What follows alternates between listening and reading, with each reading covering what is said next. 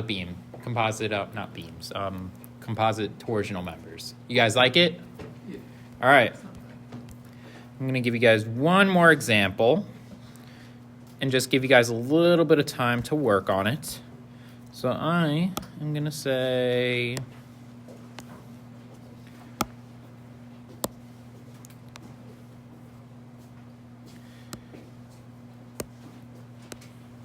yep, homework's due. Thank you. Almost the end of the semester. You guys excited? You guys are almost free from my class. I would be a lot more excited if I were you. Or sad, depending on how much you really like this course. I assume most of you will miss this. Alright.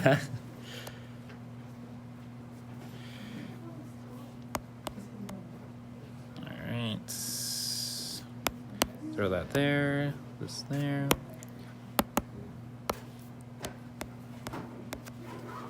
Whoops.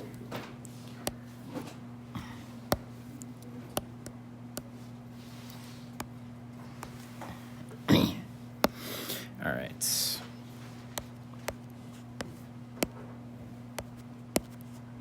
It's mounted to a wall. And let's say this is hollowed out. I'm going to use red. Whoops. Just to represent it.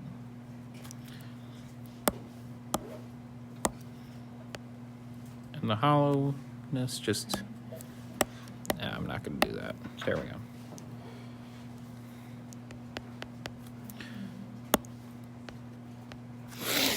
We are going to say, I got to look up the materials.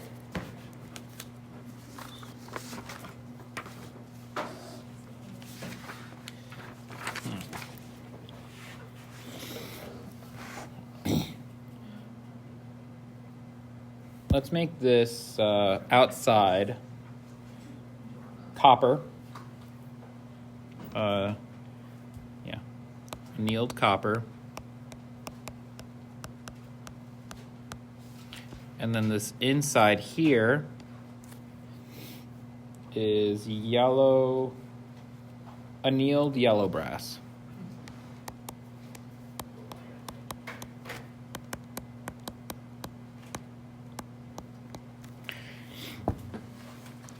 Now, the dimensions are an outside diameter of around 1.5 inches, and then an inside diameter of around 1 inch. And this rod has a total length of around 10 inches. Now, what I want to know is if phi, the total rotation at the end, is about, I don't know, 1.5 degrees, then I want to know what the torque at the end is.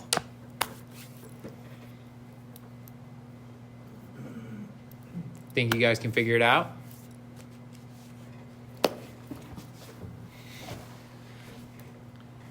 Just keep in mind what your compatibility and equilibrium equations are.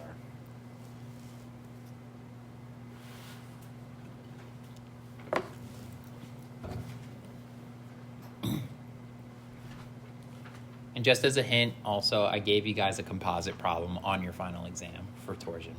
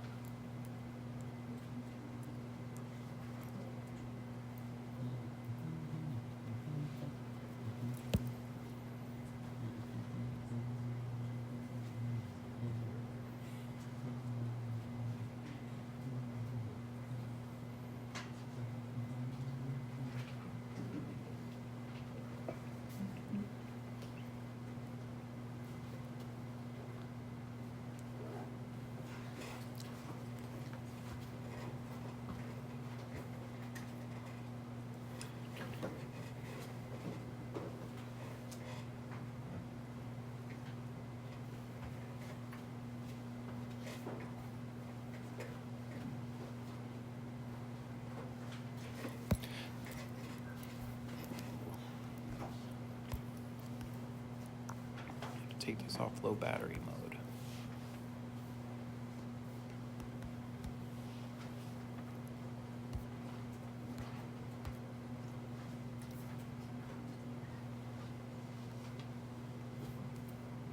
Oops. Keep the battery percentage on there.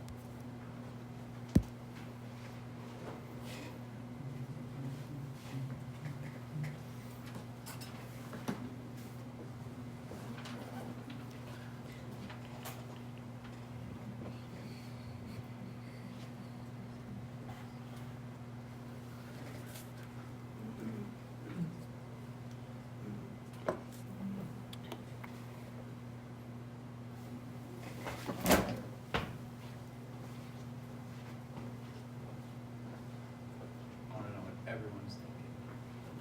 Go around. So what's the thought process? I'm just saying that we All right.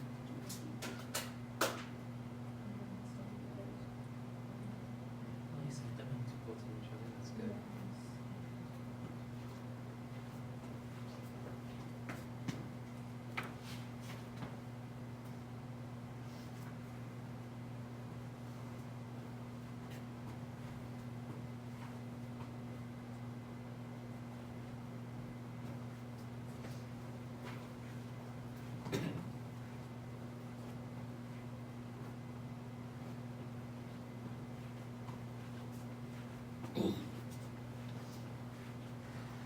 What's your thought process? Okay.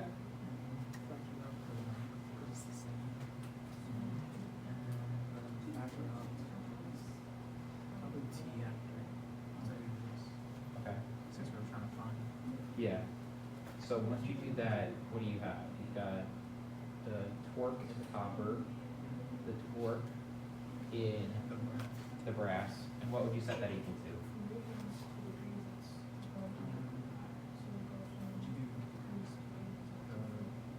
GJ over GJ before. Like,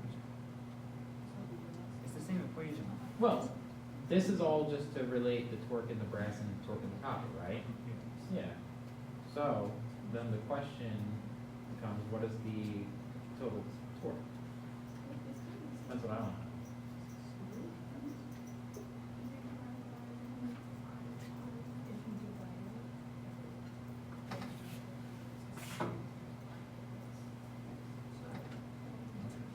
Yeah.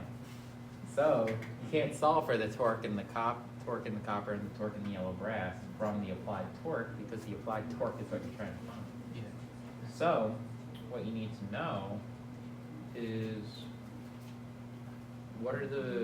how are the deformations of the material? They're shared, right? Yeah. What do they have to equal? 0. No, they have to equal each other. They equal each other, and if they equal each other, what else do they equal? Total angle of twist, 1.5 degrees. From there, you can figure out the torques of each material. Make sense?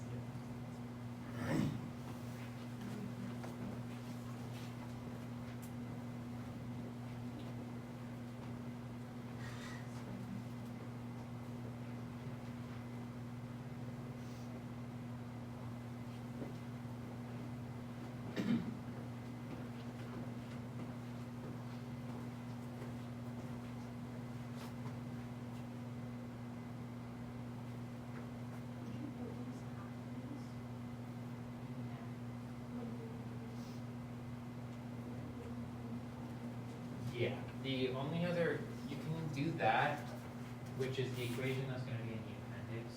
Otherwise, if you work it out, you would also be able to use pi over 32 times outside diameter to the fourth minus inside diameter to the fourth. So they would get the same thing. But to answer your question, if you're using this equation with pi over 2, yeah, you always have to take that. Or 0.5, wait. Well, yeah, 0.75 and 0.5.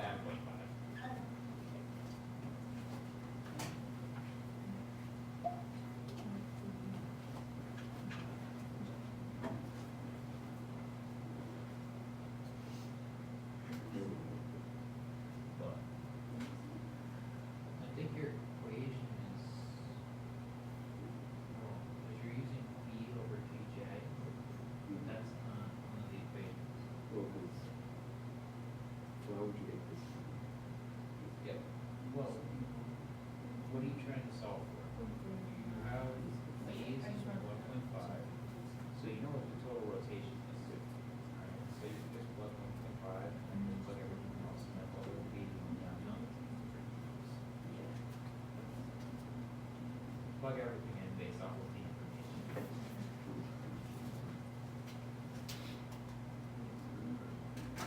Don't forget unit conversions.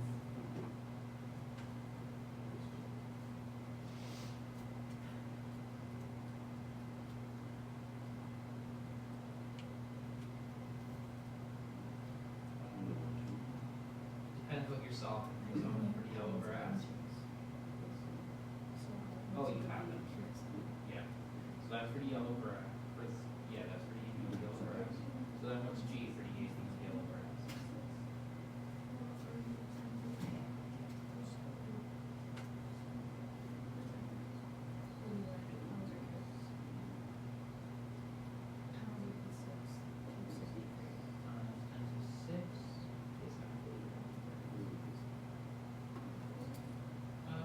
It's 5.6 times 10 to the 6 psi, or 5,006 psi. And then just remember, whenever you're doing these calculations, this always has to be on radians. I gave it to you. I do it through power. Yep.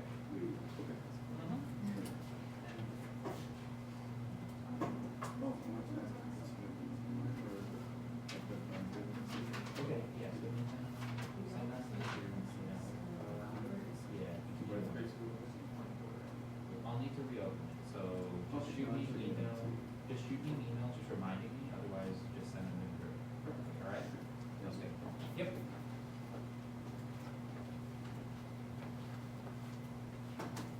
Is this how we do it for JLC and minus? Is this how I do it to get J for the annealed copper? Well, the annealed copper, so it would be pi over 2 times, is that 1.5? Yeah. Not quite, because if you, Oh, I have to divide that. it would basically be This would probably always get confused. pi over 2.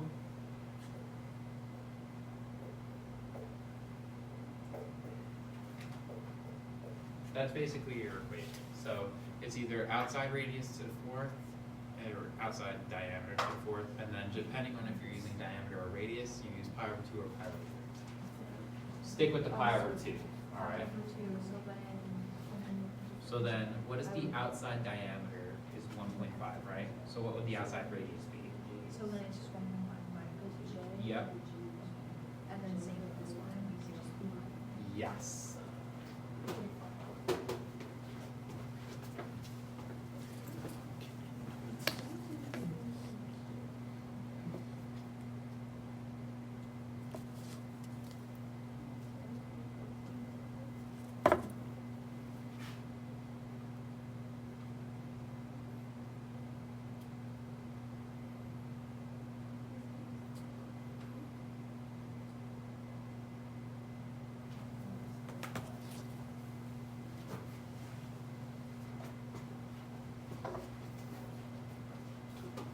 Yes. Question.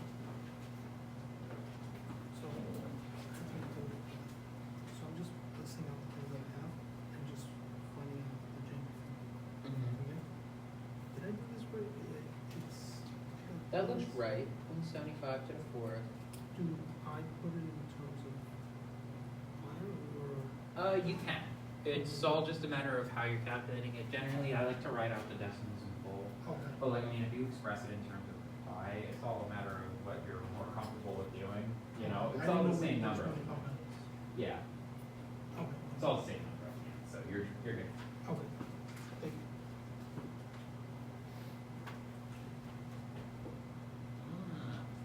Smart.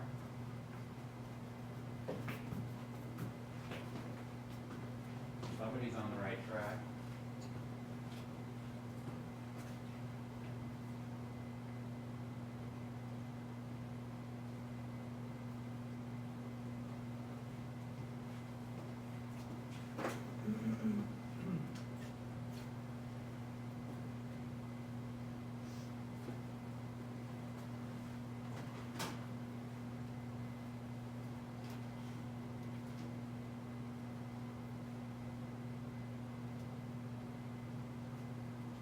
Guys, remember it's outside diameter minus inside diameter for the copper.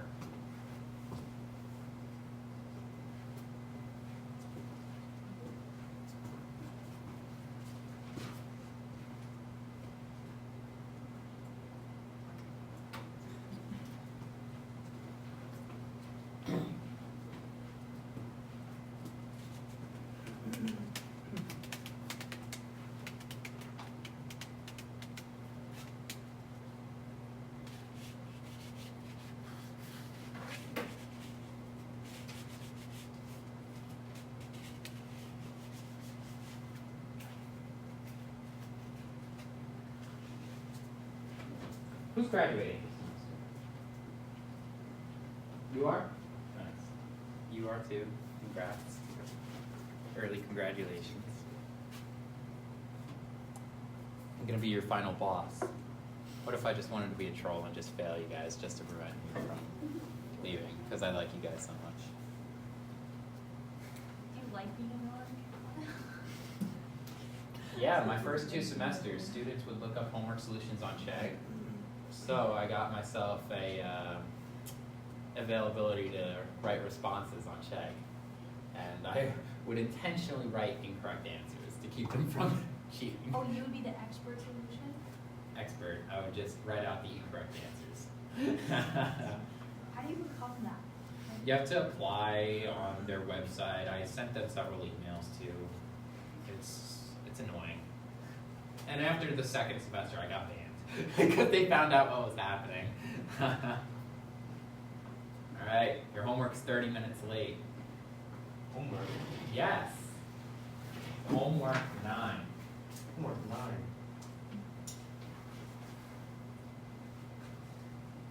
Yes, the client would be very mad. Homework. Homework 9. Very good. Let's see this.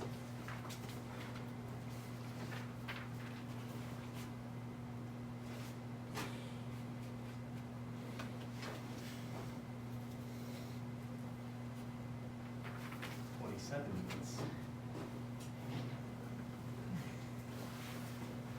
Yes. So. Did you watch the previous lecture, by the way? Yes. Okay. Because if you didn't, you're going to be kind of lost on this. Okay. John, homework due. Do I put now? Well, traditionally, we would determine the relative torques with respect to each other, and then from there, we could generally find out what the rotation is. I give you the rotation already. And the rotation of both materials is the same, right? 1.5 degrees. Which means that using these equations, make sure you have the measurement. Oh, because it's. Yeah, you can then set both of those equations equals what? 1.5 degrees. Wait, how are the lengths different? Are they not both? They're the same, but the thing is, you would want the length, because otherwise, you're technically solving for field realm, which is question. Does that make sense? Yeah. Yes.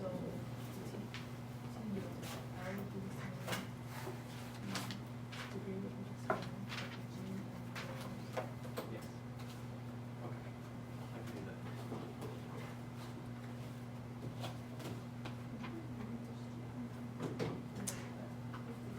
Sus. Huh?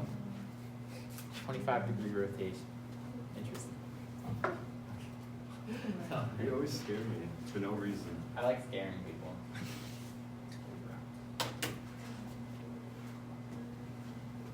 It's a calculator error. It looks like you messed up on your J2 for problem 3, that's all. The way I can tell is just your J value is 0.006 inches at fourth. Probably only the radius, right?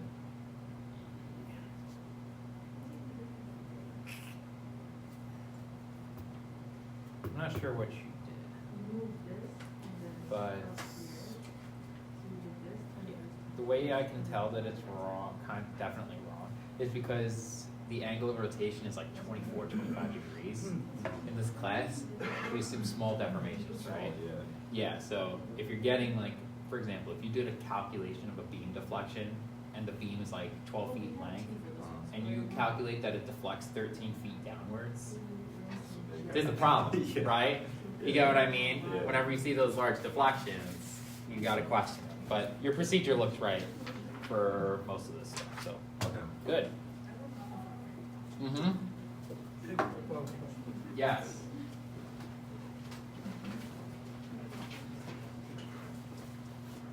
Yes, Gregu. so, I said, in terms of this, Yeah. so, in this case, because there's only two, I guess it's much easier. So, it has confusing, but. So here's the thing, you are actually taking it in kind of like an incorrect approach, Okay. right? Think of it this way, whenever we do this, we're trying to solve for the torque in each material, right? Okay. And then from there, we can figure out what the deformation is, right? Okay, so then I would back. Yeah, so the trick is, you actually already know the deformation, Right. so just plug in TL over GJ and solve for T, knowing what phi is. Before going out. Because by just saying that phi equals 1.5, it's already applied compatibility secretly. Oh, okay. Does that make That sense? makes sense. Okay, so one, and then. But yeah, this relation would still stand true, you can check it too for But it would yourself. just be extra, probably. It's a little bit of extra work, yeah. If you ever know what the deformation is, you can solve for the internal forces immediately. Oh, okay. Yep. Okay, that makes sense.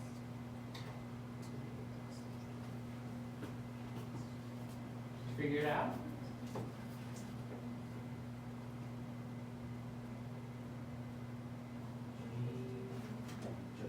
GJ Just talk. L. What you just solved? You do, because you're right now using phi is equal to T over GJ. But the equation is phi equals TL over GJ. So, to find the T's, you need the length. Does that make sense? You can only cancel out the L's when you're trying to find out what the internal torque in each material is with respect to each other.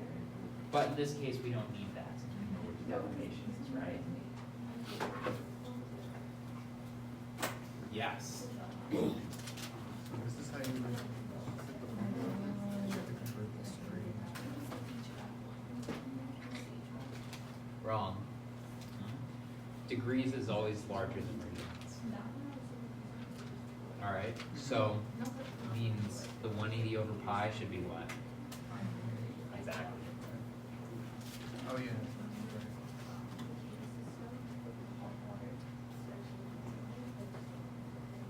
What's hot water?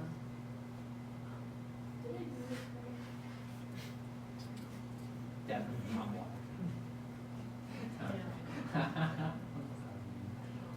Okay, so what are you trying to solve for here? I know that on this one, on the project,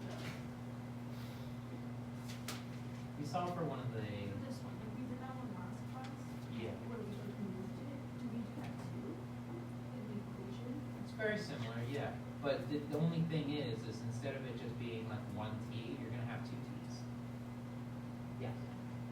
So if I have two T's, so is it, then do we go with the regular or do we just add? Which ones? Is one of the torque in copper and one the torque in This- brass? This one probably is. Both are correct. Both would be the torque within the material. And then guess what the total T is? Just both of them. The sum of them. Yeah, because if you remember, because if you write out the equilibrium equation, you'll find that T is equal to the torques in each individual component, if you remember from our equilibrium. So all you would need to do to find that T is just sum this and that's the problem. I just wasn't sure if it was one of those design questions where you go with the larger number. No. What equation would you do in order to get that? You're doing the right procedure, so you're doing TL over GJ. And then you would set it to equal to phi, and you're rewriting it. But I Because I think, moved where T was. I think you're going wrong in cross multiplication. So P would equal B times G times J divided by L. So your cross multiplication. Do you go down to B? Yes. So I have this is the equation of T times L over G. J. But we have to rewrite it because of T. Yeah, we're looking for the T in each material. We have two different materials, right? So we know that each material is twisting with the same rotation because it's composite, which means that since we already know phi, compatibility is already applied secretly.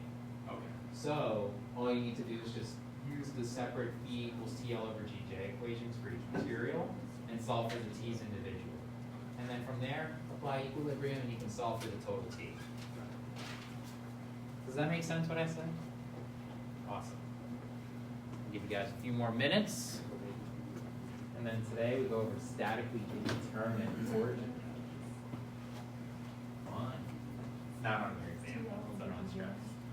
It's more a topic for fun. Honestly, I don't even think I'm going to do too many problems with it.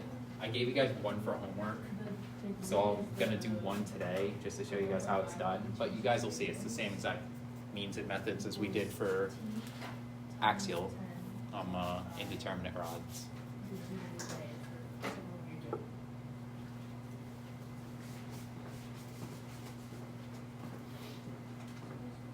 Christian, where are we at?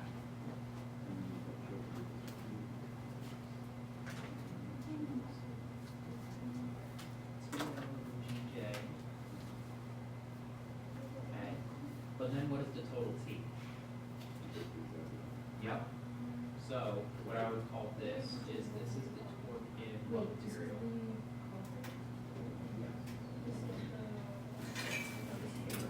Yellow brass. Yellow brass. I think. Okay, yeah. For the yellow brass, I think you're mixing them up a bit. Yeah, I think your G's are getting mixed up.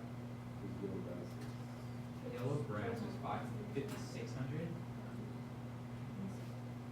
Oh, sorry, I just misread it. So that looks right.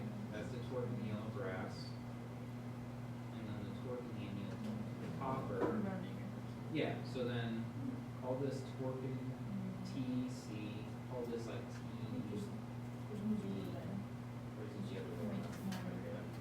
Whatever it is, I keep forgetting. But yeah, the final torque here would just be the summation of the two. Okay? Yep. Did you figure it out? So I think it was just, that's what I did.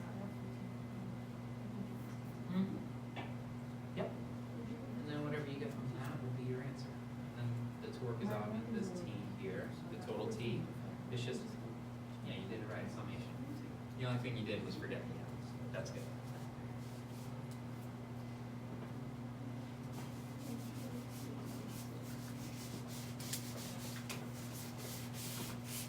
Did you get it, Michael? Eh? You think? I got 2 torques, and then I added them together. Okay. What'd you get for the torques? 8.02 Sum together? Yeah. That sounds right. Olivia, what did you get for the torques added together? 21. Somebody's wrong. Wait, What did you get? You got That's a great 8. question. 8? 8. You got 21. Because I got 14 for Right, so we'll just have to see who's right. Yeah, I got some. Did you convert to? You got 7.91? 94. Alright, so with round off error, we've got 2 against 1 right now. And you got 20.91. 2 against 2. Asa, what did you get?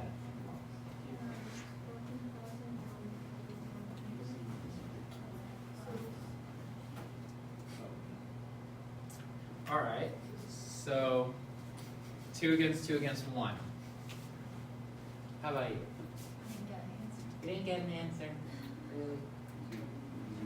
How far did you get?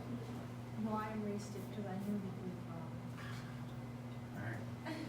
Alright, let's go over it. Let's figure out the truth. All right. So, first step, we always, not red, black. We always apply compatibility. And then equilibrium. Solving for equilibrium first, we do the sum of the torques equals 0, well, equals T, which is just going to equal the torque in the copper plus the torque in the brass. All right? That's equilibrium. Do we know the torque in the copper and the torque in the brass? No. Do we know what the applied torque is? No. That's what we're trying to solve. So, we need compatibility to figure out everything. We are given a rotation, so we can figure out our torques based off of that. We know that phi is equal to TL over GJ, which, when we apply it to copper and brass, should equal each other. You guys agree with me when I write this statement, right? The rotation in the copper has to equal the rotation in the brass, which means that whatever rotation we get from an analysis has to equal the total rotation of both of them. So, from here, this means that we can solve for the torque in the copper and the torque in the brass individually, which is just going to be phi times GCU times L. L is just the same length throughout, it's just to 10 inches, divided by JCU. And then we can rewrite the same thing for the brass. Now, just really quickly, I am just going to compute what JCU and JBR is. The polar moment of inertia for the yellow brass is going to be pi over 2 times 1 inch, 0.5 inches. Half an inch to the power of 4. Did everyone get that? What do we get? 0.10. Yeah, let me get the exact number actually. Times 0.5 to the power of 4 gives us 0.098 inches to the 4th. So yeah, 0.1. For the copper, pi over 2 times 0.75 to the 4th minus 0.5 to the power of 4.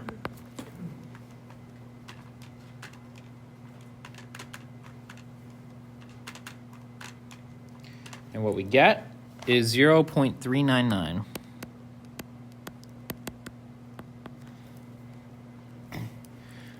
What is GCU and GBR? What did we get for those?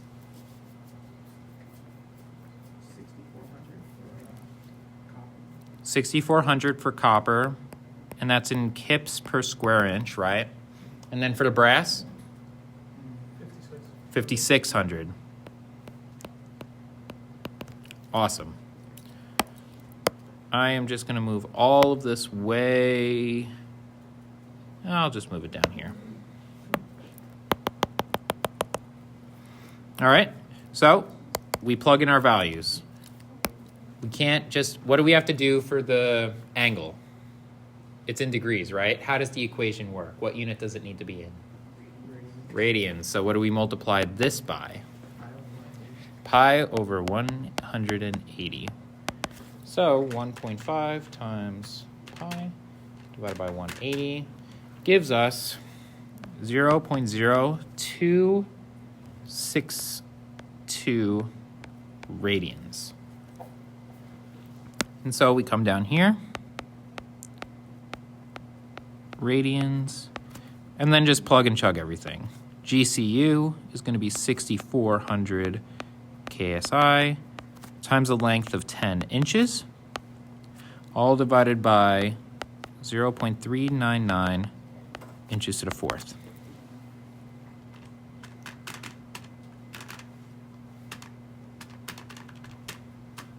which gives us 4,000. Did I mess up something? Times 6,400 times 10 divided by 0.399 gives us. Am I losing it?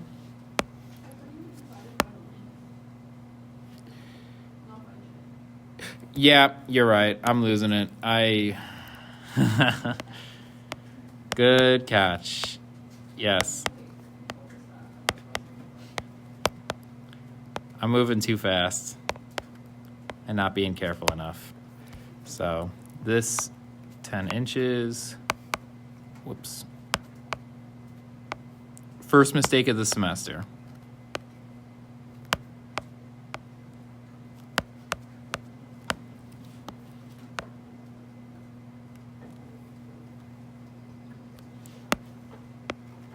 And then that's divided by 10 inches.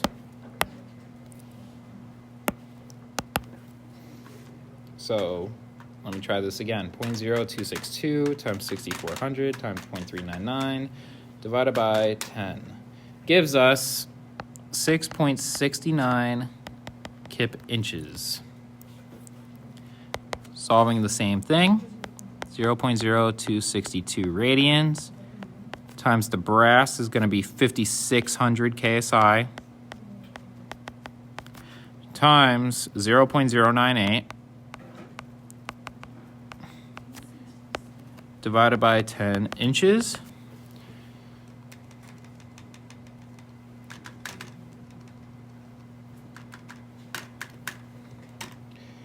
Gives us 1.44 kip inches.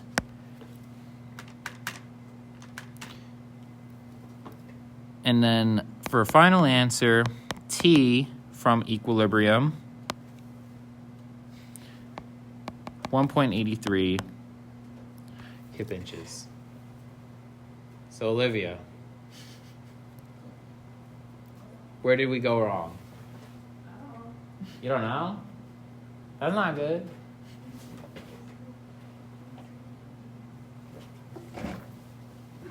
Did you do 0.98? I did 0 point.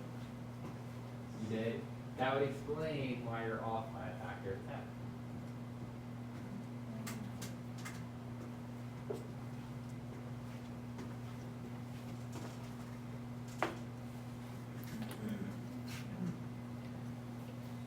Everybody understand this problem though?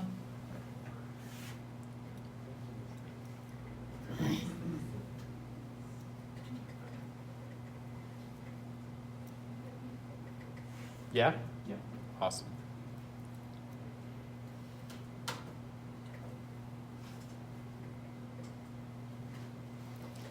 Any questions about this? Comments, concerns? All right.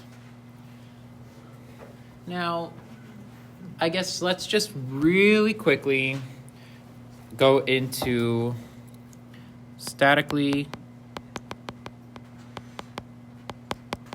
indeterminate members.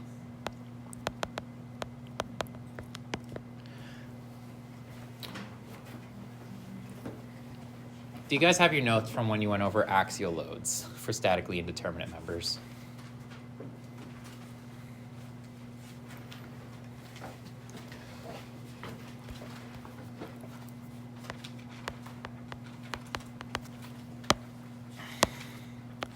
Where a statically indeterminate member would look something like this. Fixed on both ends.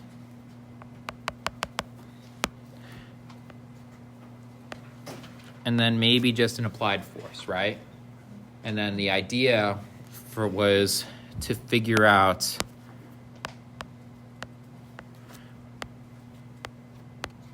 what those reactions were, right? How did we do that? How did we have to treat it?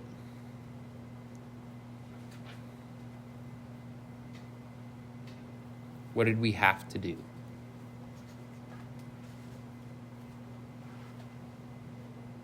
Sections. Not quite, because we still have two unknowns. Yeah. Finding the moment of the Not quite, because it's there's no moment arms. So because of that, you don't really need to. You can't really do that. You gotta do compatibility. What was the compatibility? You took the sum of both, right? Yeah. So the idea was to separate this into two systems. We'll call this a 0 system and then a 1 system, where the idea was you just remove one of the reactions that was unknown. Right, so we would apply a force P here,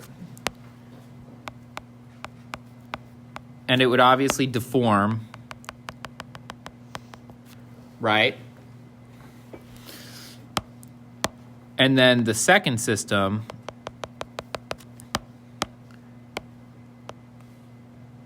we would just add the reaction back in. There we go. Where this reaction would just be R2. And then it would deform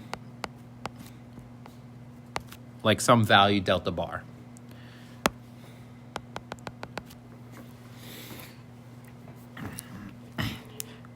And then for our compatibility,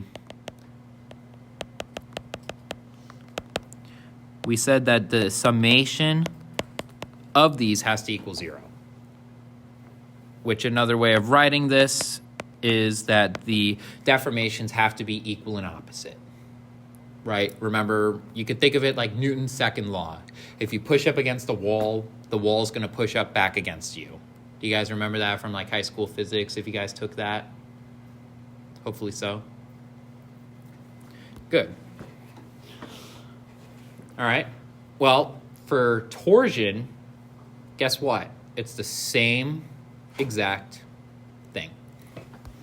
Where instead of us having it for axial loads, we could replace this axial force here with some torsion value T. We would apply some torsion T just like that.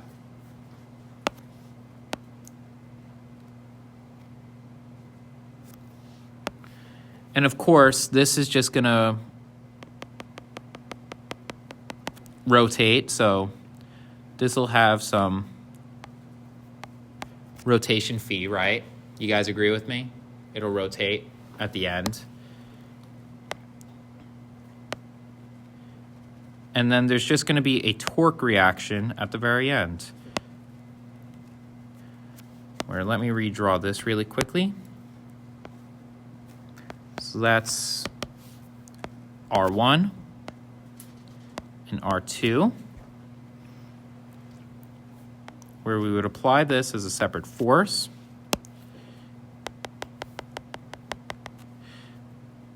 And then this would just rotate phi bar. And so we can rewrite our compatibility to then just be phi plus phi bar is equal to 0. Or phi is equal to negative phi bar. Does that make sense? I'll give you guys a few minutes to redraw this if you guys wanted to do a side-by-side comparison to the axial loaded version. I just didn't feel like redrawing all of the diagrams. But does anyone have any questions about this? Do you guys remember seeing this from the earlier on this semester? Hopefully so. What was this, exam 2 when we did this, or exam 1? I think it was exam 2, right?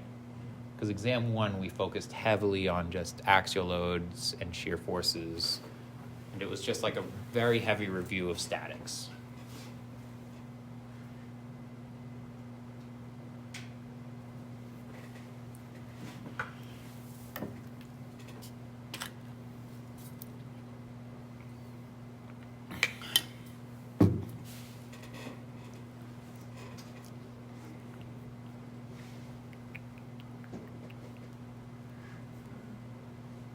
Any other questions, or all good? Let me know when I'm ready to continue. Or let me know when you guys are ready to continue. All good, John? How about you, Emily? All right. So, best way we could just jump straight into this is by doing an example. Let's say I gave you guys a rod.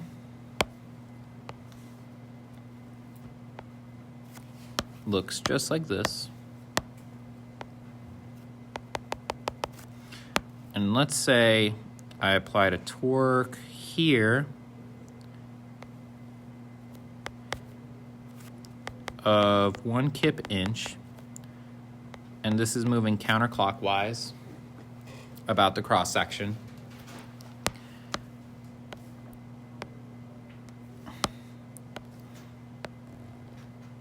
And it had lengths of 1 inch, or no, that's short, 4 inches and 8 inches.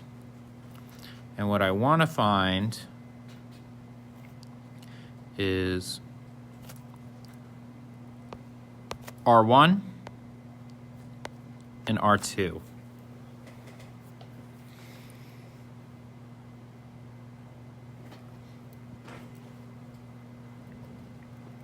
So, let's say that this has G is equal to 10,000 KSI and J is 1 inch to the 4th. So I don't really care about a circular shape at this point. I'm just giving you guys the J value. All right, so first step, we just separate our system. We have our zero system.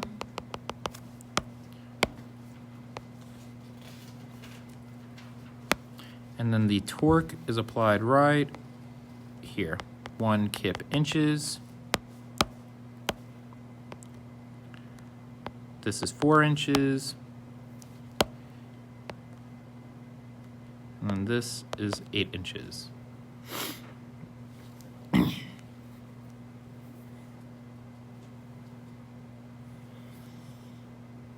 All right. What we want to know is what is this phi here? We're going to have A, B, and C, so we want to know what phi C is equal to, right? We know that phi has to equal TL over GJ, right?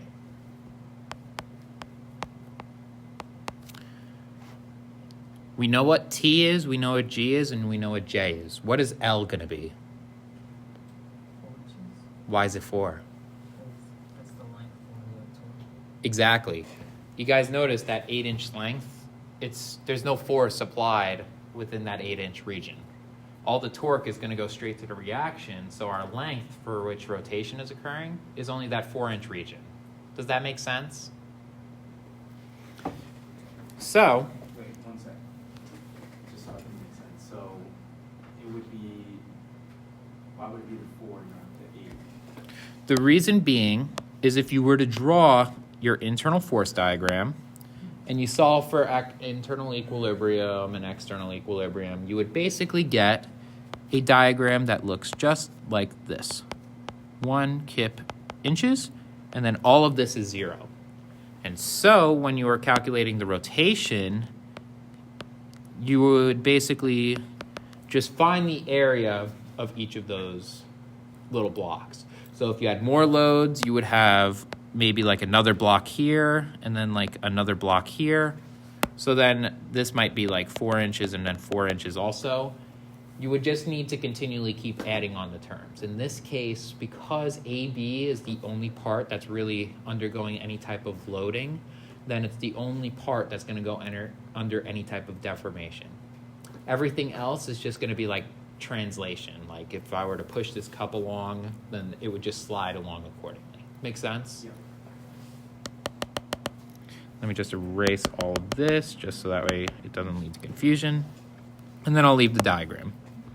So 1 kip/inch times 4 inches divided by 10,000 KSI times 1 inch to the 4th. And this is going to be a really small number. 1 times 4 divided by 10,000 times 1. Yeah. It's going to be 4 times 10 to the negative 4 radians.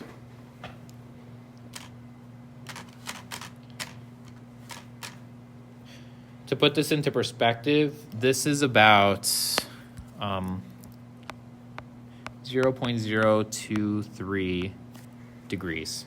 So it's a very small deformation we're dealing with. I just happened to pick numbers that were like that. I'm going to be working in radians just because it keeps the numbers a little bit rounder. Now, since we know the deformation, we need our 1 system. So our 1 system, we just redraw this, draw the shape, make sure the shape is actually like looking okay, and then apply our torque of R1, or R2 I mean.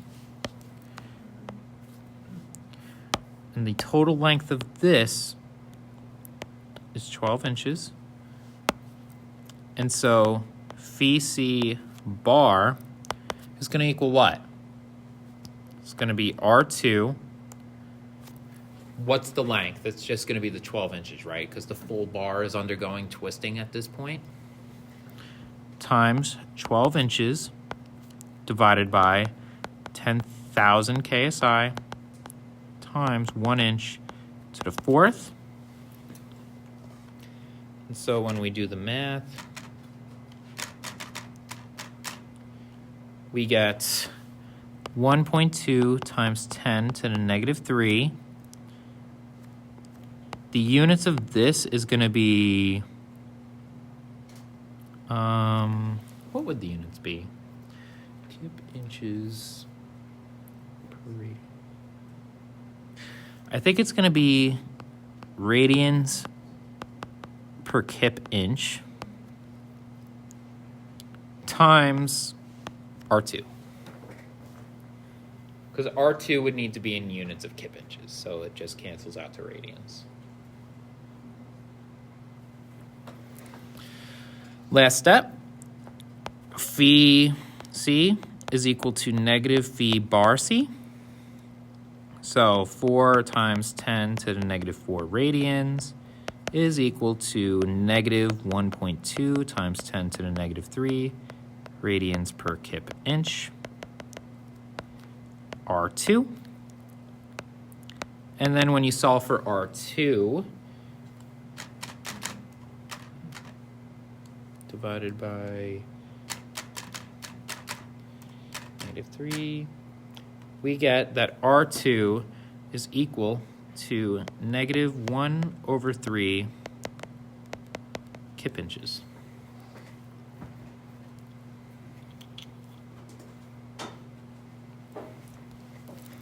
And then once you throw this into an equilibrium equation, sum of the torques has to equal 0, which is equal to R1 plus 1 kip inch plus R2, which we already know is negative 1 over 3 kip inch. We solve for R1 and we get negative 2 over 3 kip inch.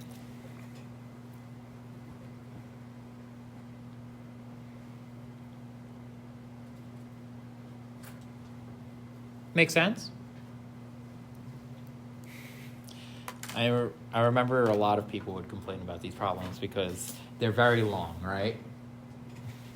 But I don't think they're too bad.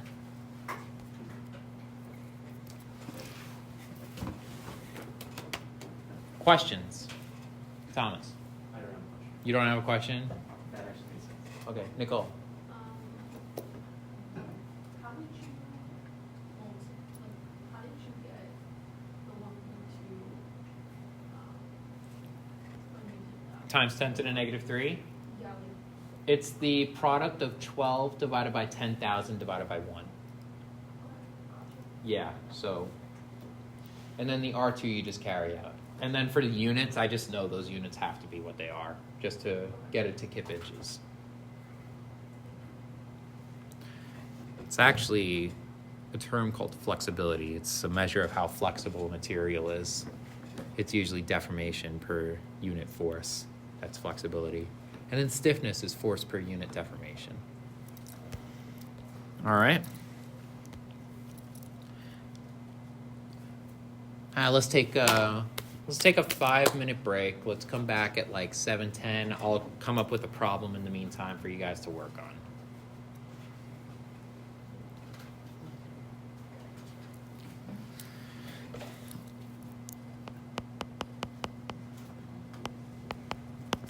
Let's see. Let's do this.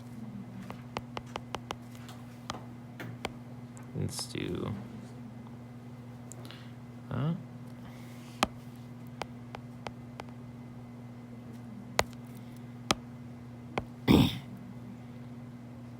Let's do this.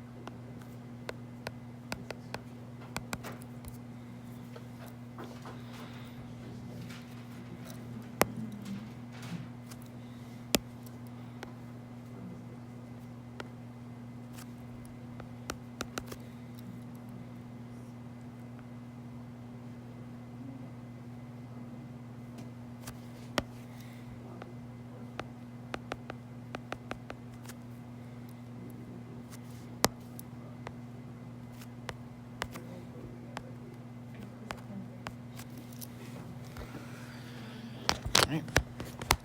If you guys want to get a head start on the problem, I've put one up. I'm going to go use the bathroom, so I will be right back. Otherwise, you guys can take a break. Hi, Brooks. What is that?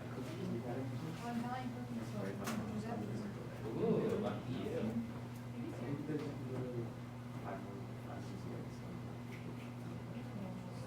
All the way, all the way, 5 minutes away from my place.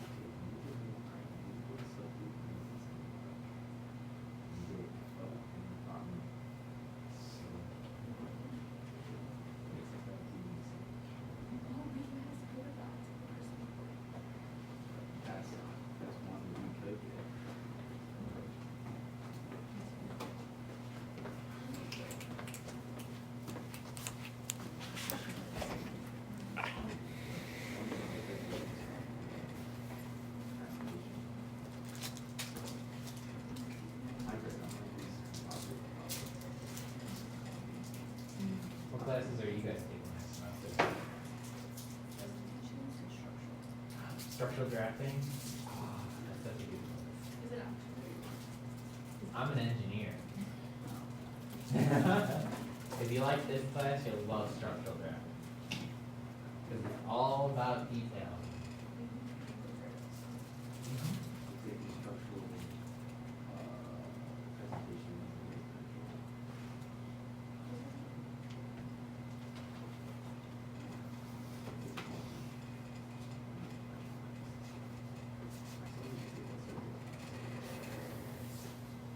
Just literally, documents.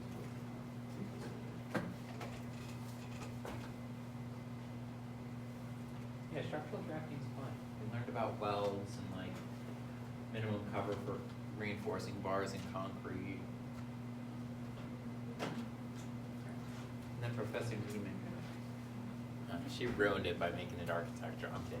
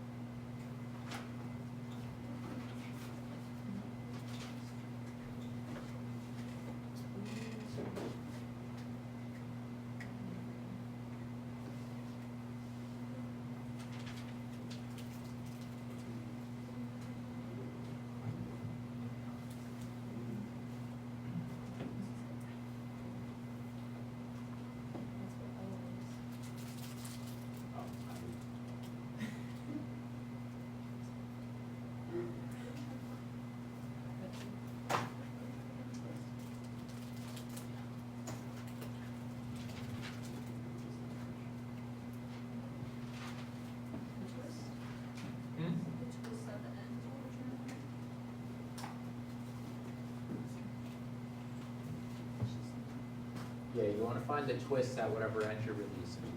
My recommendation is always release the right end.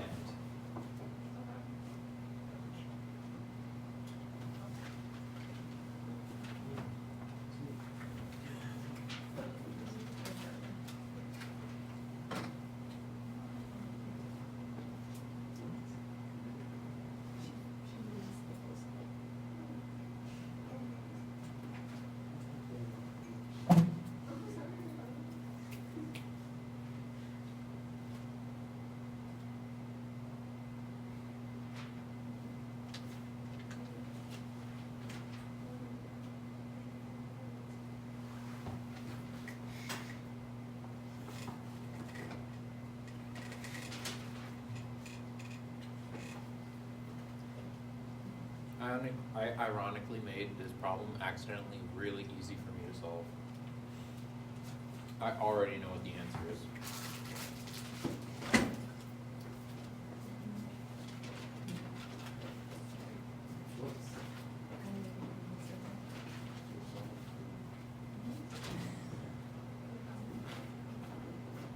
This on the right side.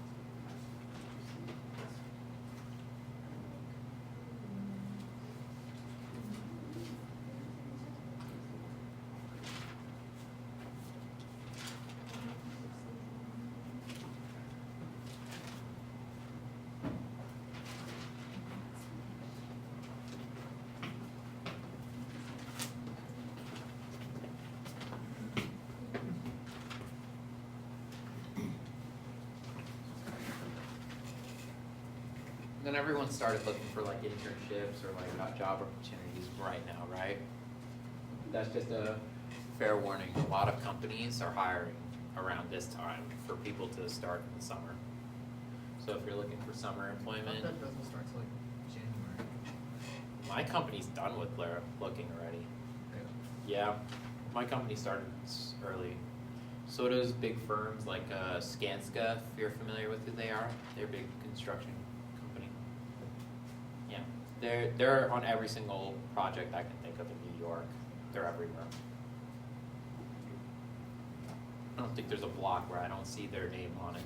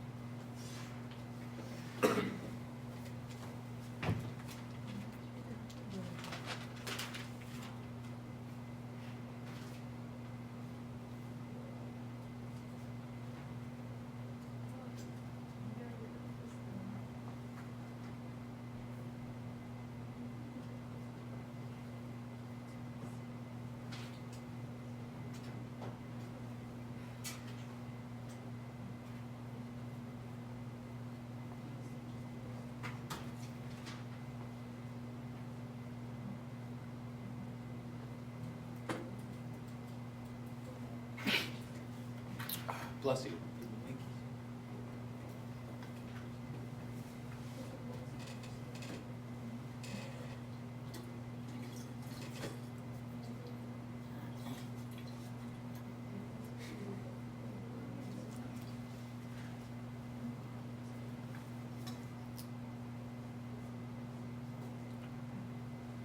By the way, does anyone have still have their construction methods textbook from when you took construction methods? No?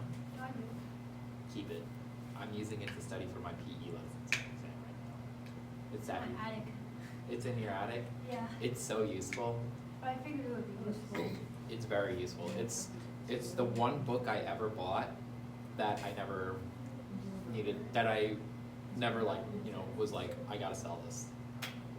I figured I might need it for something, like when I buy a house or like eventually I wanna buy a plot of land and build something. Mm-hmm. So I figured maybe it would come in handy. Yeah.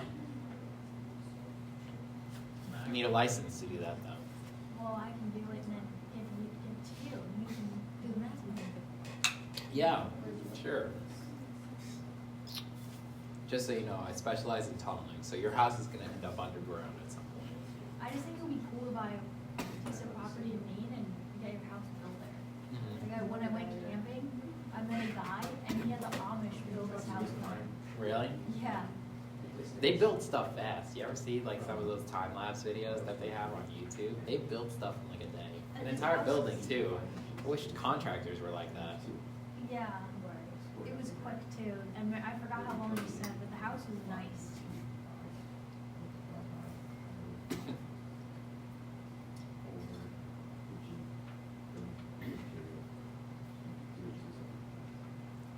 Yeah, why not get both your architectural and engineering license? Cause I wanna have a life. I know, Mike tells me the other day, he's like, go for your structural engineering license. And I was like, no. He's like, why not? Just take the exam for fun. The exam is 16 hours long. Do you have bathroom breaks? Yeah, while the exam is still going, you can leave and go use the bathroom. But the timer keeps clicking. Oh, wait, so what about eating? Like, do you bring your food? You get a 1 hour break maximum. So the exam is 2 days long, basically. Oh, so you go in twice. Yeah, it's okay. It's not like you wake up at like 6 in the morning and then you're there until 12 o'clock at night. No, that's impossible for people to do. That's slave labor. China port.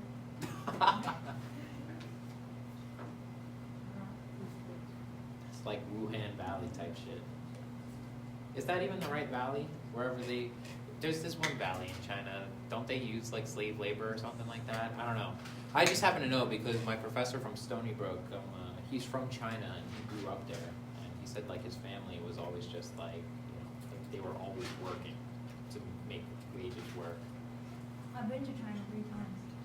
Really? Yeah, It's on my bucket list. it's cool. Yeah. I like Shanghai. Apparently they have an all Snoopy store, apparently. No idea. I have no clue. But my mom wants to go. She loves Snoopy more than anything else.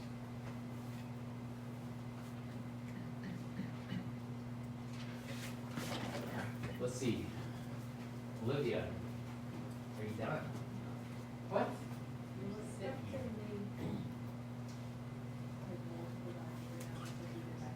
Did you cut this? Did you release one of the ends? So far. Okay, and what did you get for the reaction? I'm still wondering if I have to come. So, No, so you're still solving for external equilibrium, which means that technically you shouldn't need to cut any That's what I'm saying. sections in here. Yeah. So just, yeah. You might need to cut sections for like the released system, depending on how complex the problem is. But for this problem, you shouldn't need to do that. I'm never gonna give you guys a problem like that because it's just gonna take too long. Yeah, so. Just the one. One in the zero system. Did you finish it, Nicole? I'm confused how you could choose. Oh, okay.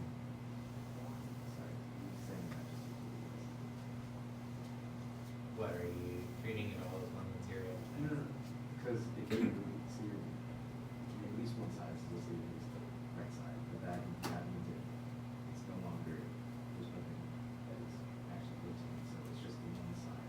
It's just this side That is still, rotating. that is still.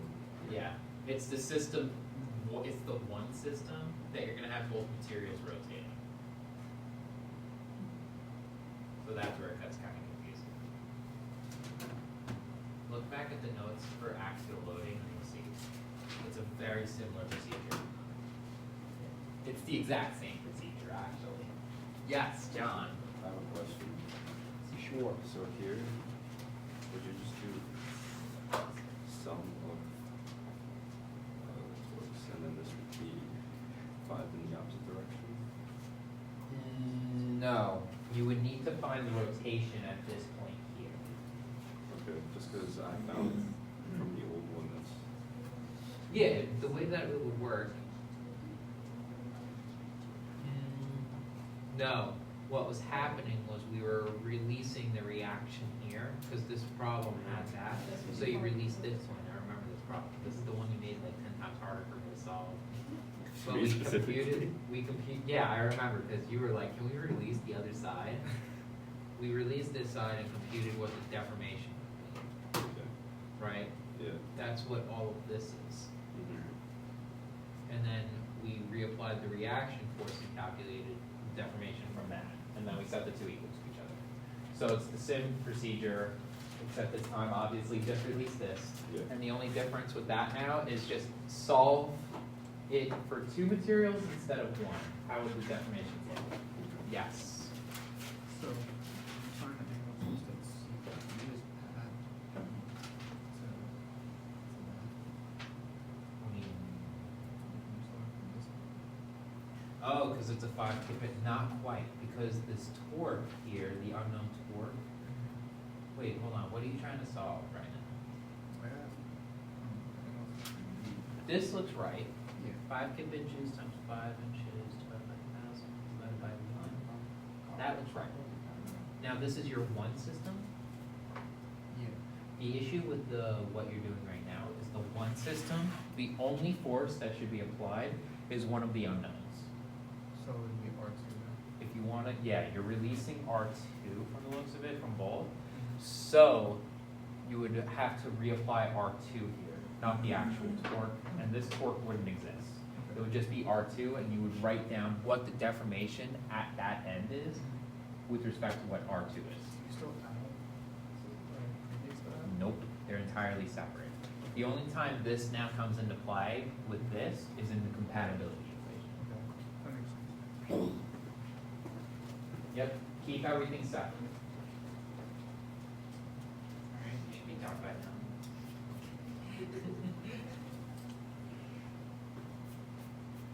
Figure it out yet? I'm looking back at this now. I'm Alright. trying to remember what, I guess solve it.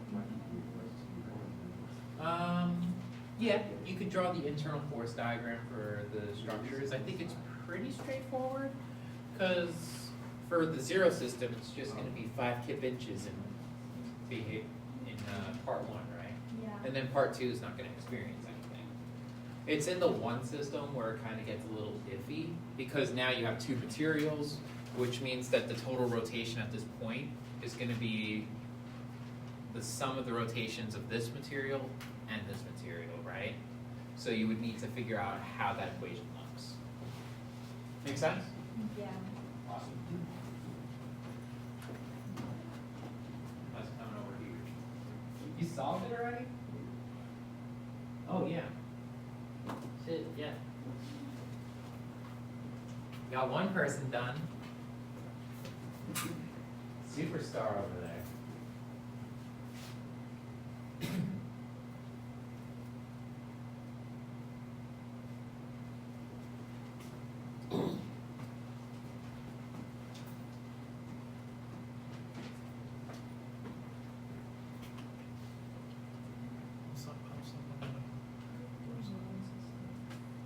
Okay, well, remember the previous example.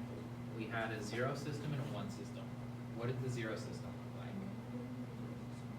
We just removed the free end, or the fixed end on one side, and then we solve for that by computing what the deformation was at the end. Alright, so that's your first step, is remove reaction R2 and solve for the rotation that is at that location.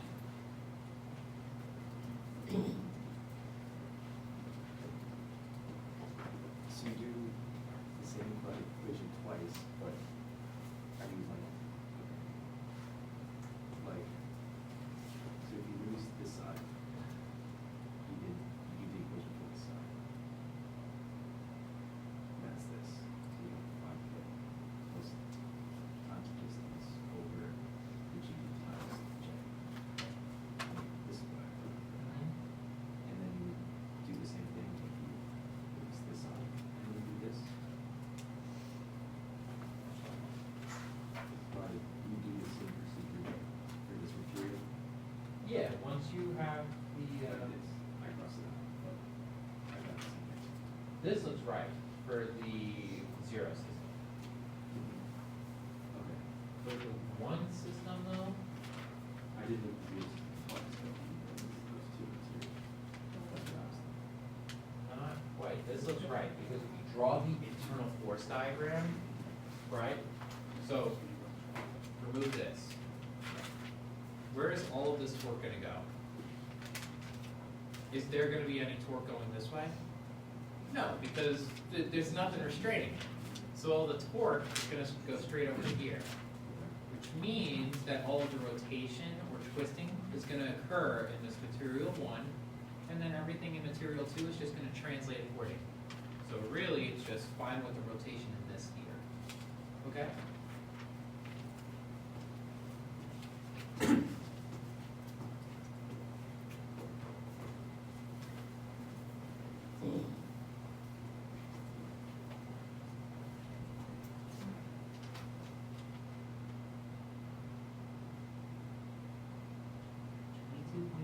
inches for rotation. Is that inches?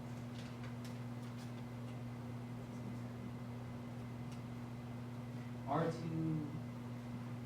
Oh my god, that's what happens when you read it upside down. I thought you calculated for rotation in inches, so I was like, what? Scared me there.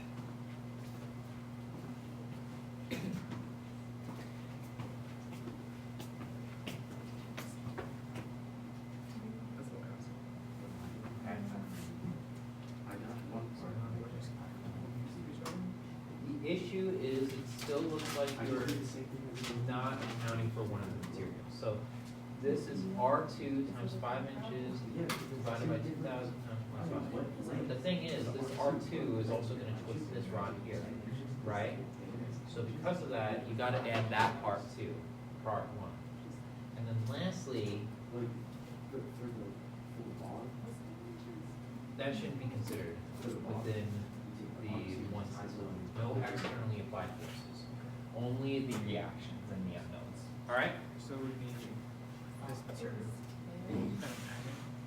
Yeah, you got to add material 1 because this torque here is just going to twist the entire rod, right? So you need to account for that, the torque in both materials. You have it for this one, now you need it for that one too.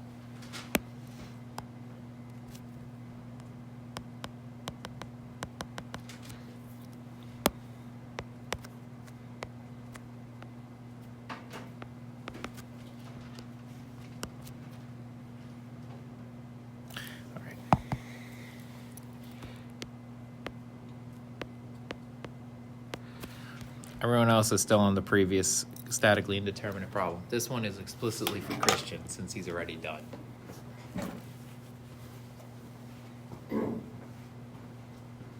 Christian, I want you to solve for the torque and rod AB, knowing that these two are gears and that there's force transfer between the two.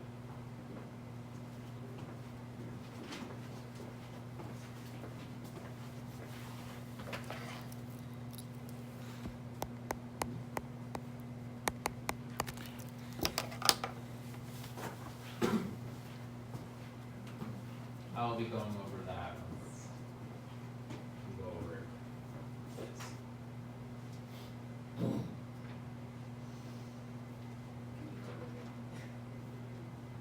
The indeterminate one? Does everyone want to go over the indeterminate one? Okay. All right, we will. But there is one on your next homework. So, once you see this,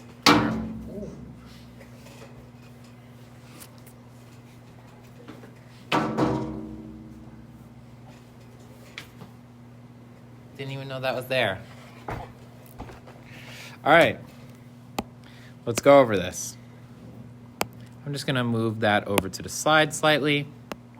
Christian, did you get it drawn out? Yeah. Awesome. All right, so step one, create a zero system. We have our rod here, and then our second rod. And the goal is to find out what this rotation is here due to an applied torque of 5 kip inches. Now, all of the torque is just going to be within that part of the rod, right? It's all just going to be in part 1. So, phi is just going to equal TL over GJ for that first material, which is just going to be 5 kip inches times 5 inches divided by G, 1,000 KSI, times the J of 1 inch to the 4th.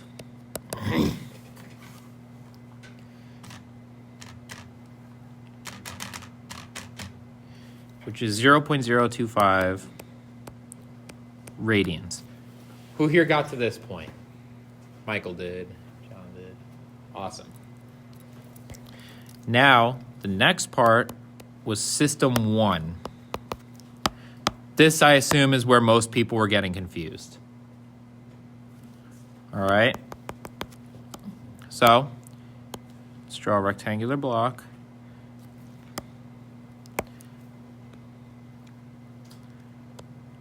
And now we need to find the phi bar at that point. Due to a unit rotation caused by R2. What is the phi bar? What is phi bar going to equal? The applied torque is just going to be R2 times L over GJ for material 1 plus R2L over GJ for material 2. Oh, we can both R2? Yes. The reason for that is because R2 is constant throughout the entire rod. If you draw your internal force diagram, R2 would be within both material 1 and material 2. And so, once we add this out, we could factor it out. R2 is going to equal 5 inches divided by 1,000 times 1 plus 5 inches divided by 2,000 times 0.5, which will give us, let's see, 5 over 1,000 times 1, 0.01 radians per kip inch. Make sense so far? So I, instead of doing that, I took the length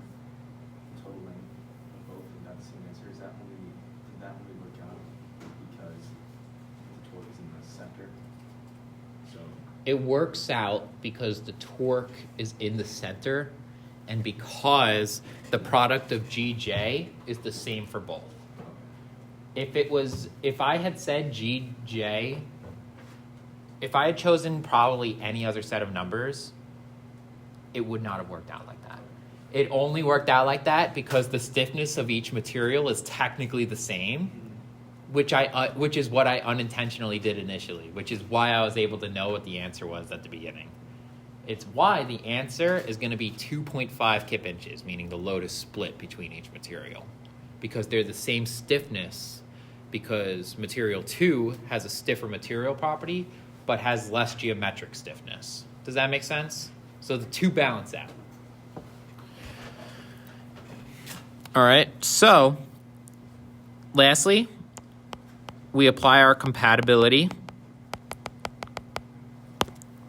and we get phi is equal to negative phi bar, and so 0.025 is equal to R2 negative times 0.01, and R2 is 2.5 kip inches, which then, when we hop over to equilibrium, we would find that R1 is also 2.5 kip inches. And that comes from some of the torques.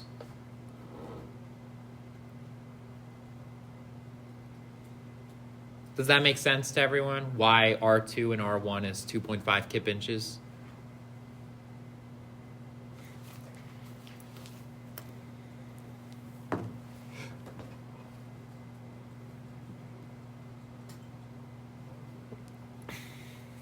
Any questions about this? All right. That is statically indeterminate bars.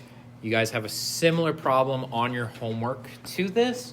So as long as you guys are able to work out this problem and its functionality, the one on your homework is going to be near identical.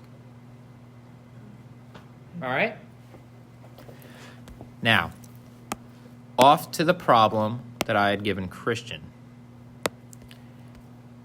We have gears here. I want to know what you guys think we should do. Christian, how far did you get with this? Were you able to solve it? Working on You're working on it? What's your idea? Well, originally I was thinking maybe finding the angle of rotation Mm-hmm. of the first gear and seeing how that translates to second gear. And once I get that rotation, maybe I can. Yeah, but the issue becomes we don't exactly have the J's for either of the materials, and I wouldn't use the J's for B or...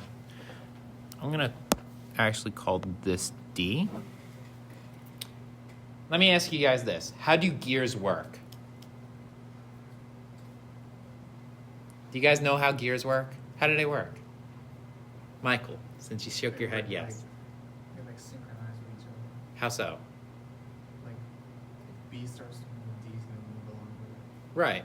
But why does it move? Because of the twisting. There's a twisting force. And the teeth in the gears are going to push off each other. So there's force transfer through the teeth. Does that make sense why that is? So let me draw like a nice little schematic. I'm going to say that this here is gear B, and this here is gear D.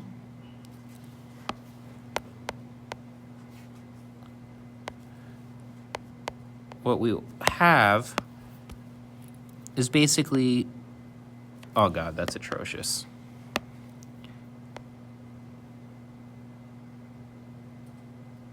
Some teeth just like that.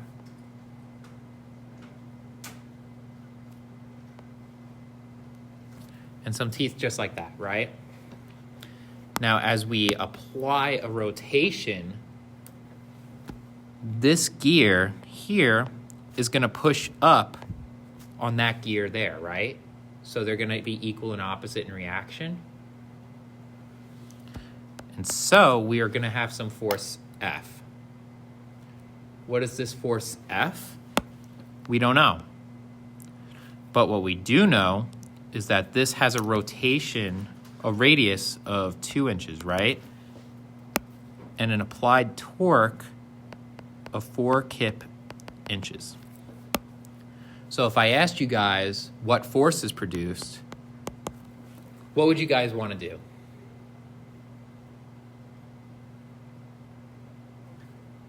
Remember our definition of what torque is. Force times the perpendicular distance. Right, so what would we want to do to find the force?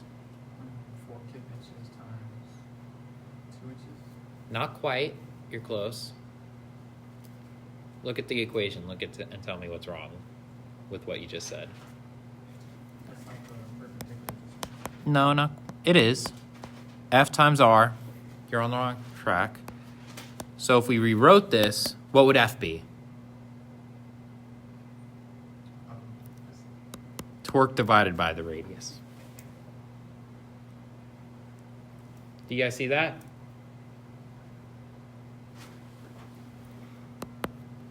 So 4 kip inches divided by 2 inches means that a total of 2 kips is being transferred through the gears, right?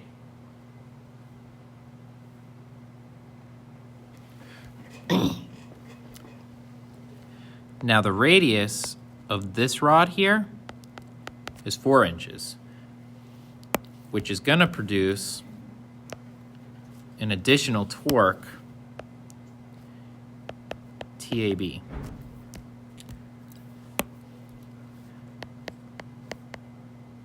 What is TAB going to equal? 2 times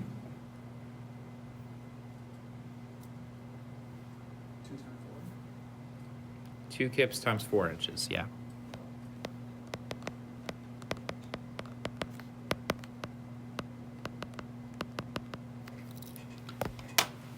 And that's it. That's how gears work. And the reason I'm showing you that is because now I can ask you guys if I wanted to design the shaft to account for the force transfer. Oh, that's a good problem.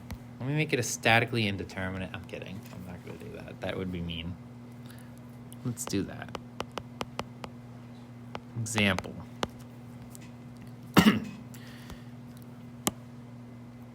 Oh, I'm going to be mean with this problem, I think. Let's make this, then this,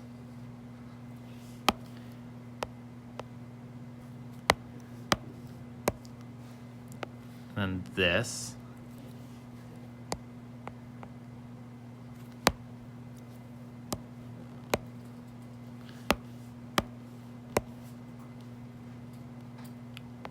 then this.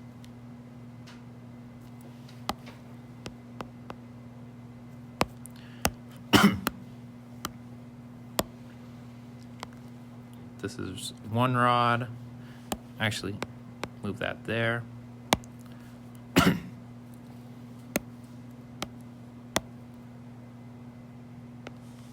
That's another rod.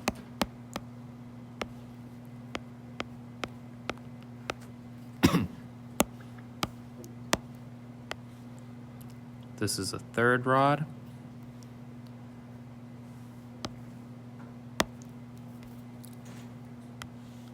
And then a 4th rod.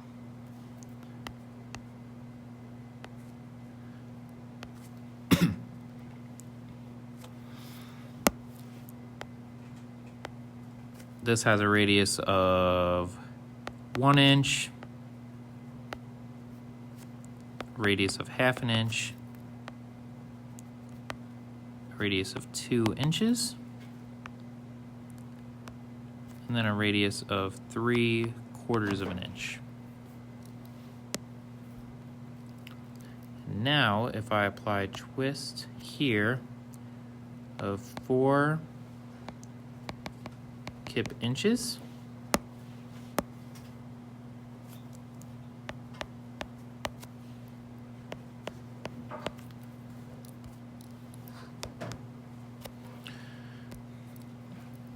this is rod A, B, C, D, E, F, G, H. I want you guys to tell me what the torque in AB, BC, CD, oh wait, AB, CD, sorry,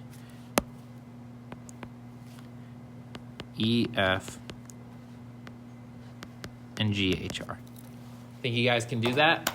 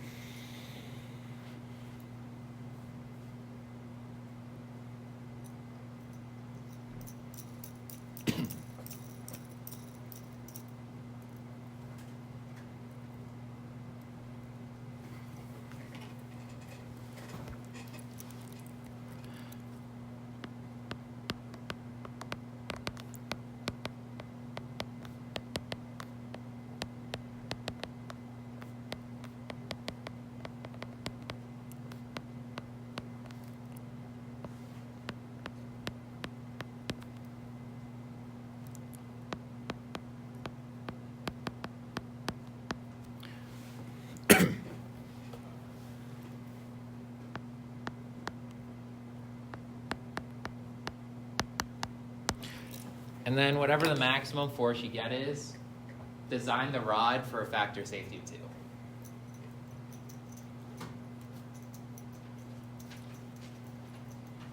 This might be a type of problem on your exam, or it might not be. Wink, wink. Might be 2 problems on your exam that I'm giving you in 1. Or 5. Maybe I just said screw the true false and just gave you guys all 5 problems. Or just gave you guys 1 full problem just to change this up a bit. And it's going to take 2.5 hours to solve. That would be so mean. I wouldn't do that. Or would I?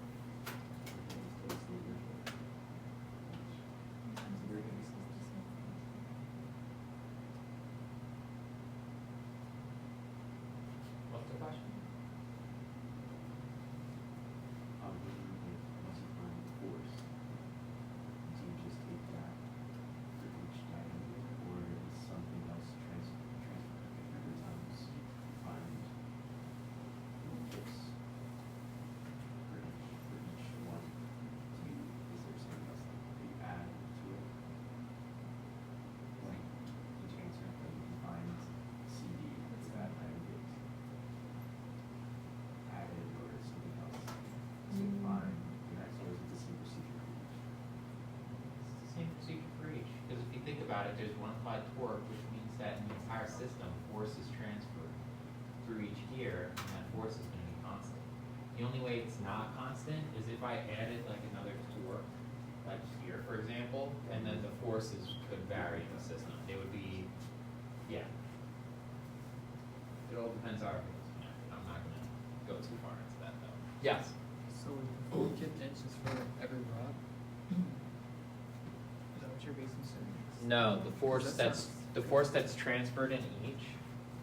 It's like what I was doing was when I used this for the next one. Unless it's not what you're supposed to. I'm retracting my statement because I just realized that the moment arm is gonna be different for each one, which is gonna produce a different force. So it would be. Yeah, so you would need to go one at a time. Yeah, you're right. I don't know why I was explaining that. Thomas, you're putting stuff in my head. Alright.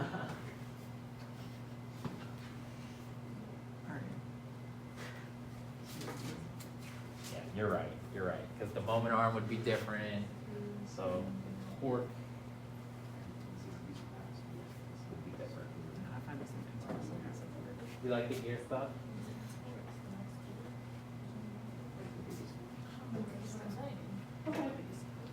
Well, first, we know that the torque in A is 4 kip inches, right? Yeah. So that torque goes straight over to this rod, right? Which is gonna rotate the gears this way, Yeah. all right? Which then is gonna rotate this gear this way. But the trick is knowing, but what you need to know is what is the force that's being transferred to cause this gear to rotate? So that's what you need to solve first. How did we determine the force in the previous problem? So it was, well, we rearranged this problem, right? I mean, this equation. We used that one, but then we didn't use. Yeah. This was T's. You needed to rewrite it so that way you can determine what the force transfer is. And then from there, you can calculate what the torque in this rod is, and then recompute it for the force transfer between this interface, get the torque in this rod, and then the force in this interface, torque in that rod. So it's just working right to left, basically, and just going back and forth between the problem. All right? Does that make sense? So wait, is it T over F, or what, I forgot, like, I didn't write down the, how you rewrote it. E is equal to force times perpendicular distance, so you would simply write it as force is equal to torque divided by height. Yes. So I have a good question. When you get to GH, are you using the previous here? Once you get to GH, Wait, that's 4. So then would you take that one? Like, how do you like? you need to determine the torque at G, E, C, and B. Yeah. Because you divide by the radius, but that would still be divided. Is it?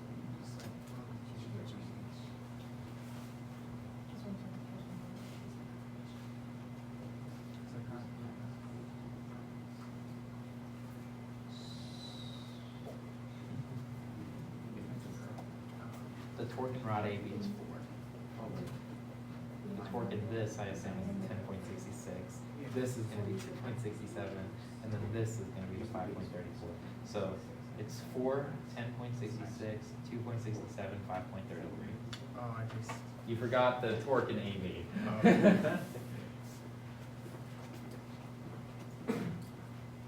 That's your. Question, okay, so I don't know if I'm doing this right. So this is a bit in, right?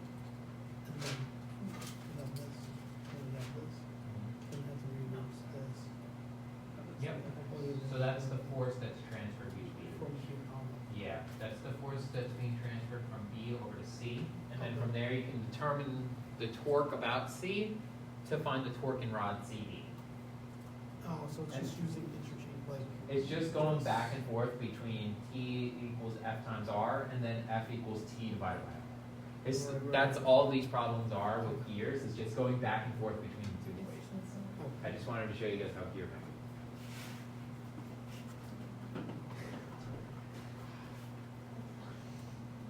All right, yeah, you can go. Yep. Good question. Yeah.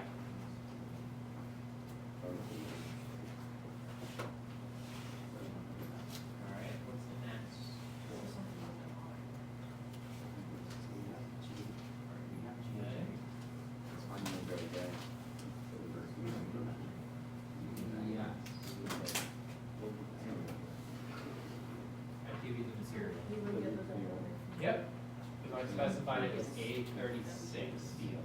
And use a factor of safety too. No, I'm sorry, we'll go to, you don't have, because I can, then we'll, There's two that. No, we would find, we would take the max toward, and from the one with the max toward. Just keep in mind, I did specify factor of safety of 2. So it would be. Multiply your max force by 2, yes. So, the range. Yep. So,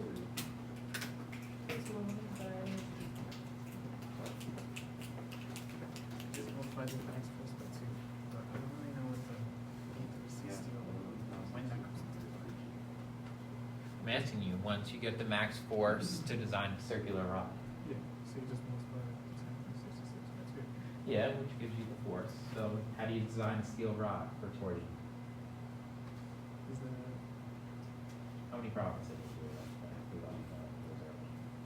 And then the class prior. Yeah.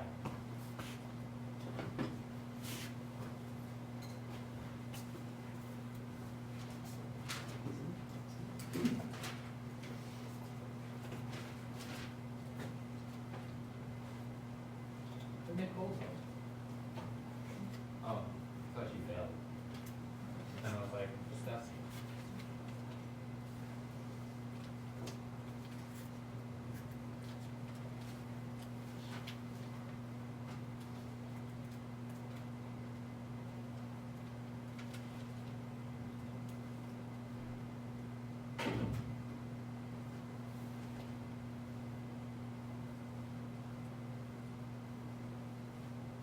Figure it out. How about you, Christian? Not yet? no, yeah, I think I did. What'd you get for the diameter of the rod? 1.7. 1.71 inches? Alright, that sounds reasonable. We'll go over it a little bit. About another 5 minutes. For each guy. For which part? Oh, you determined all of your max forces, so what's your design force? Yep. Multiplied by 2, right? And then remember how we designed the circular rod? What equation did we use? We have to use our Stripe equation. Which tells us what?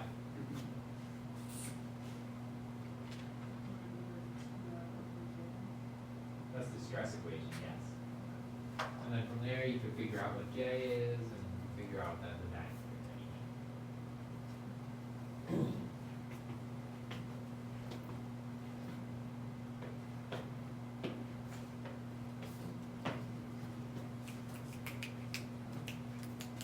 Are we given L? No, right? There's no serviceability requirement for this, so because of that, I'm not asking you guys to account for any deformation. If I did give you an L and told you like there's a limit of like 1 degree, then it comes into play. So you use TR over J? Yeah, you only need to use TR over J. If I specified like rod can't rotate any more than like 1 degree, that's a different story then. Then I would need to give you those. Alright, that makes sense. Yeah.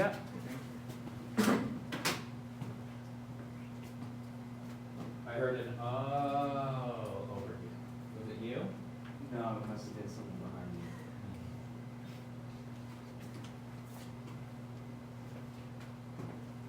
How are you doing over here? We'll see if I'm right when we go over. What did you get for the force? I really don't know if it's right though, What did you get for the max size?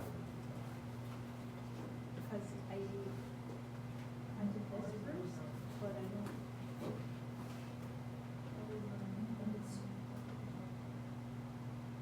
Is that how I started with this?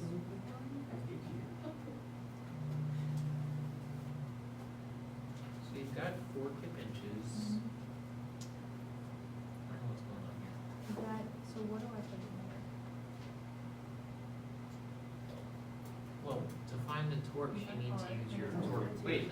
So torque is equal to, You have the diameter. You rewrite it. T over.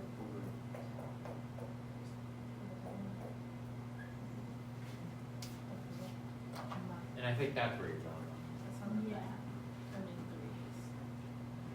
So, right now you've got torque equals torque over something, which makes Oh, no sense. so. No, you have to do this. Maybe. Might want to practice. If I don't, he's testing something. Yeah. Your grade can only go up from where it is. Yeah, no, I know, that's the dilemma. Do you want it to go up, or are you satisfactory with your Like, exam? I was satisfied with knowing that it could go up. But then I see this and I'm like, I don't know. This is, I think, easier than composites.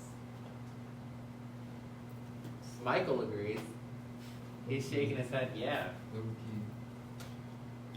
It's kind of like what you get for the first step. You just go over it. Yeah, it's just a repetitive process. It's going back and forth between the two. It's repetitive and it can be annoying once you You get got to convert to readings. Or would you, no, you're saying degrees. Yeah. It's a big problem. That unit should not come into play at all. So there's an issue there. I got 0.86. For the radius. Yeah. So it's 0.86 inches, so times 2 gives you the diameter, which means you're good. Yeah, I don't know why I was saying this stuff. You and Emily are study partners. She might need your help. Okay, so, And then you can help him on the oh, yeah, I process. think I did. I got a 2.27. For the diameter? Huh? Is that reasonable? Seems reasonable, but it's not the norm.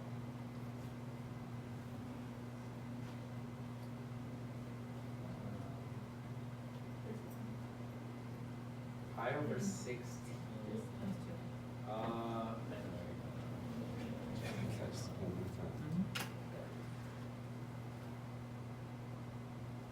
No, that's wrong. That's what I was just doing, I was just looking at No, that and I got it's so like lost. visual, so I know, I went I back need to write it out. and I kept Me and Owen. guessing like, oh. I wanna see what you think. No, this may or may not be 100% correct, but Better than my maybe you'll paper. care, so. You're messing up somewhere. I drew it out. For sure. So first you start with these two, just like visual, it's the same thing. I think the 16 is incorrect. Before. Okay, so I got that, think and it's then 16. I go. I think your math is. Just go to the next one, you bring it up. Oh. Okay, Hold on, let me check. The next one. okay, but then what do you get to that? After you get through this? You get all these, Yeah. then you just, the largest one, this says the max force, you multiply it by 2, and then you just do what we did on the previous. Yeah, design. I see your problem. I wrote the Good luck thing with that. down, so I didn't just skip this. Wait, what's my problem? Oh, that's smart, I'm gonna write that down. What'd you get for GH at the very?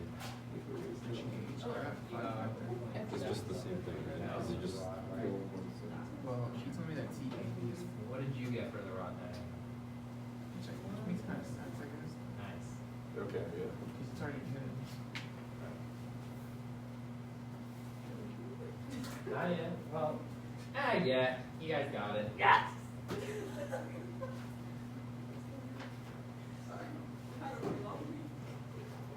No worries. It's the weekend anyway. You think you guys got it? Don't tell them. Then he'll have to stay. Let me see. I'm just putting a number, but. Let me see. Nope.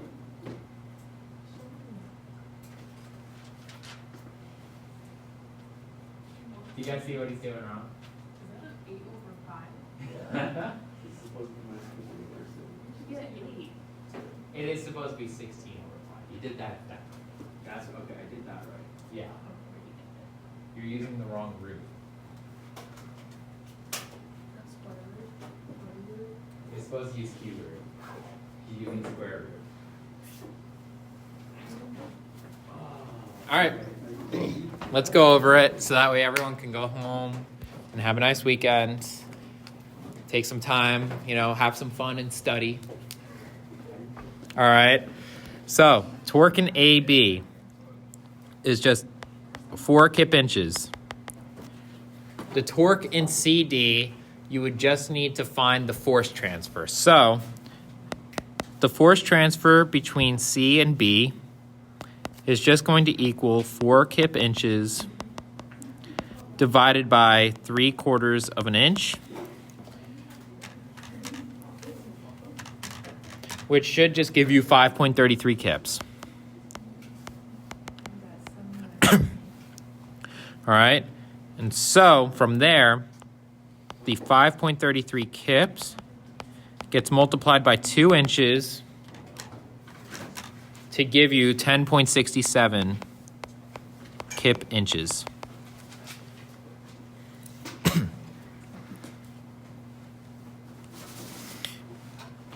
From there, you take that force transfer, and your force just basically, you just keep on repeating the process. So 5.33 kips. All right. That force transfer is going to be pretty consistent throughout. Times 0.5 inches becomes 2.67 kip inches. And then 5.33 kips times 1 inch is 5.33 kip inches. And that's because the force here and here is that force F. So then this force gets transferred also, just like that. You guys see how that works? Have a good one. You guys see how that works?